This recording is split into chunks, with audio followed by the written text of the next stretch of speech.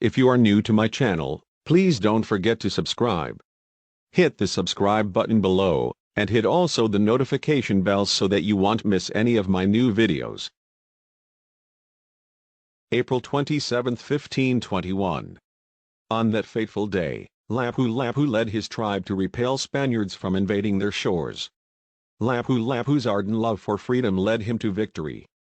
Or at least that was what were taught to us in primary schools. However, Antonio Pigafetta, the chronicler of Magellan's voyage, tells us a much colorful, albeit different story. Who is Antonio Pigafetta? Antonio Pigafetta, born in 1491 and died in 1531, was a Venetian scholar and explorer. He joined the expedition to the Spice Islands led by explorer Ferdinand Magellan under the flag of King Charles I of Spain.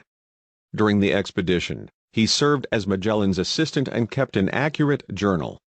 Pigafetta was one of the 18 men who returned to Spain in 1522, under the command of Juan Sebastian Elcano, out of the approximately 240 who set out 3 years earlier. These men completed the first circumnavigation of the world. Pigafetta's surviving journal is the source for much of what is known about Magellan and Elcano's voyage. It is also the only source of the Battle of Mactan where Magellan met his doom. Magellan's landing in Homonhon Island. Contrary to old textbook depictions of Ferdinand Magellan arriving in the Philippines to invade the country, the actual purpose of Magellan's voyage was to discover a westward route going to the Spice Islands. Magellan was a Portuguese sailing under the flag of Spain. The King of Portugal did not support Magellan and reject his proposal of discovering westward route to the east because Portugal already dominating the eastward route to Spice Islands. Because of this, Magellan went to Charles I, the King of Spain. Charles I agreed to support Magellan in finding a westward route to the east so that Spain can have its own share in the spice trade. After crossing the Pacific Ocean, the expedition team sighted the highest peak on Summer Island on March 16, 1521. On Magellan's orders, the crew waited until the following day until they landed on the beach of Homonhon, an uninhabited island. When they landed on Homonhon, Magellan's crew was detected by Raja Hamaban, the chief of a nearby island called Limasawa. Hamaban sent scouts to Homonhon to investigate. Pigafetta details how the Filipino natives approached their beach settlement from a boat. We saw a boat coming toward us with 9 men in it. Therefore, the Captain General, Magellan, ordered that no one should move or say a word without his permission. When those men reached the shore, their chief went immediately to the Captain General, giving signs of joy because of our arrival. Magellan presented the natives with mirrors, bells, red caps, combs, and ivory. In exchange, the natives offered the foreigners fish, wine, and bananas, which the Spaniards mistook for figs. Pigafetta added, They had nothing else then, but made us signs with their hands that they would bring rice, and coconuts and many other articles of food within 4 days. Magellan was caught between feuding chieftains. The highest ranks in society in pre-colonial Central Philippines, or the Visayan region, were composed of local chieftains or datus who cooperated or competed against each other. In some places, there was a pecking order among the ranks of the datus. Vassals or subordinate datus were less powerful leaders who allied themselves with datus who controlled trade and had more resources. Magellan and his crew witnessed this play of politics, but did not recognize its dynamics. They even mistook these local chieftains for kings, which they were not. One of the kings with whom Magellan forged a close friendship was Raja Hamaban of the small island of Limasawa. Hamaban was a rival of one of the chiefs on Mactan Island, Lapu-Lapu.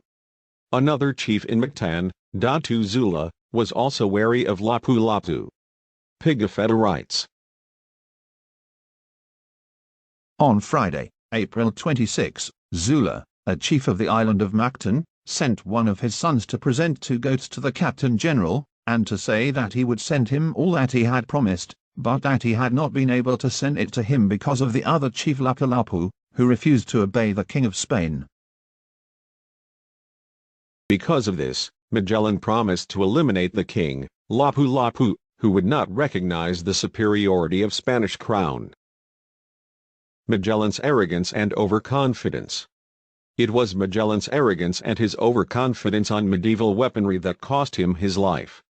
In one of their encounters with Datus aboard the Victoria, Magellan demonstrated the superiority of Spanish armor and weapons, to the amazement of the locals. Pigafetta described the encounter in proud detail. Then the Captain General had a man armed as a soldier, and placed him in the midst of 3 men armed with swords and daggers, who struck him on all parts of the body. Thereby was the king rendered almost speechless. The Captain General told him through the slave that one of those armed men was worth 100 of his own men. Magellan fervently believed that his men were so superior to the natives that he allowed 49 of his crew to face off against a force of 1,500 enraged natives. He was so confident that he refused the help of his allies, Raja Hamaban and Datazula, and asked them to just watch how they fought. Pigafetta writes,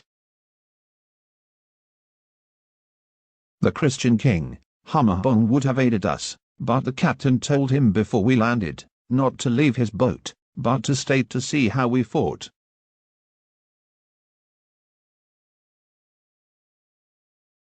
Chiefs Hamaban and Zula obeyed, to Magellan's demise. Magellan was an excellent explorer and navigator, but he was no battle tactician. Refusing the help of the 2 chiefs was his first big mistake at the Battle of Mactan. A lopsided Battle of Mactan. The Battle of Mactan is often depicted in films and paintings as a fierce battle between Filipinos and Spaniards of arguably equal force, won only by Filipinos by virtue of their love of freedom. In reality, it was a horrific battle for Magellan and his crew. According to Pigafetta, they arrived at the shores of Mactan 3 hours before sunrise.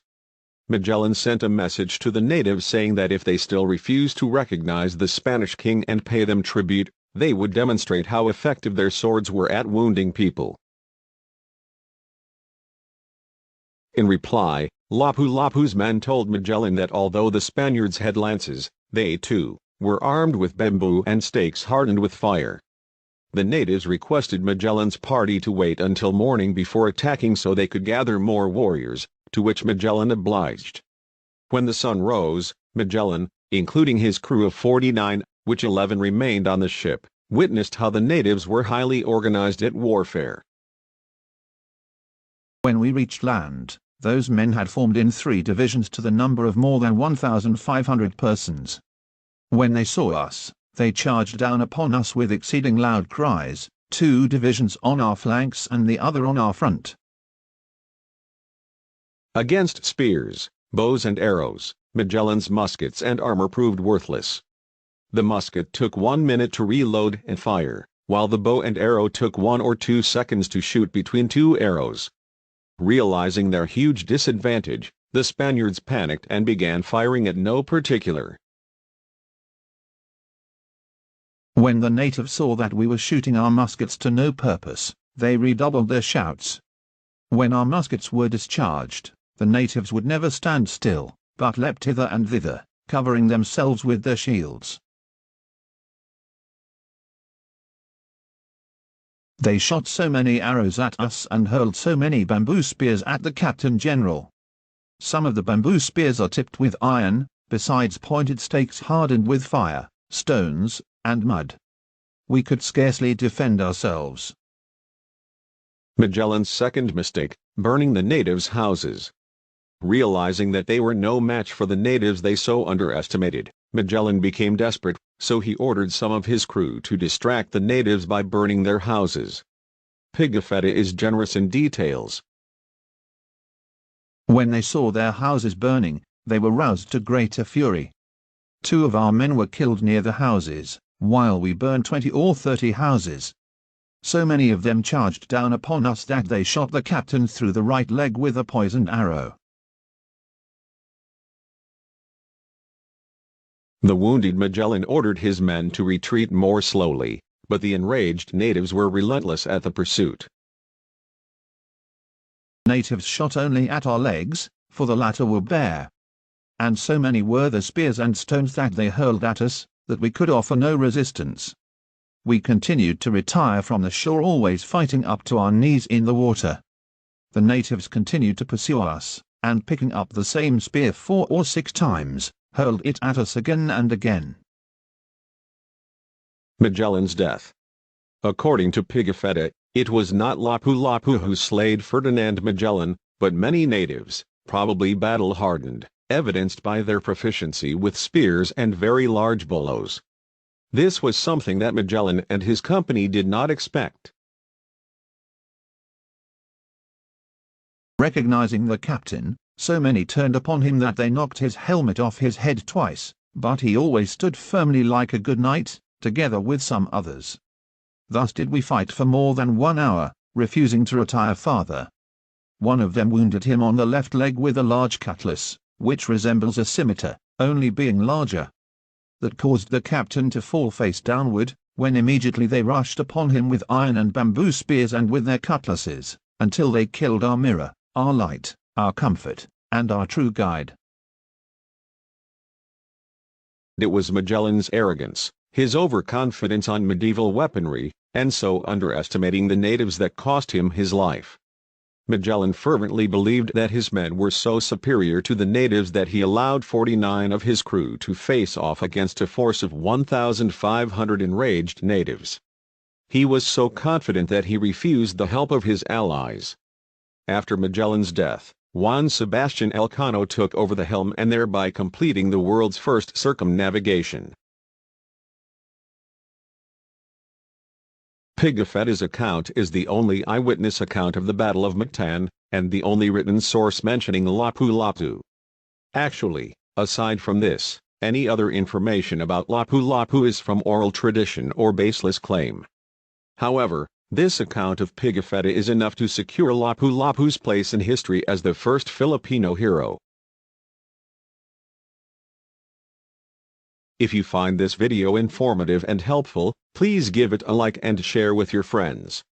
Don't forget to subscribe and click the notification bell so that you will not miss any of our new videos.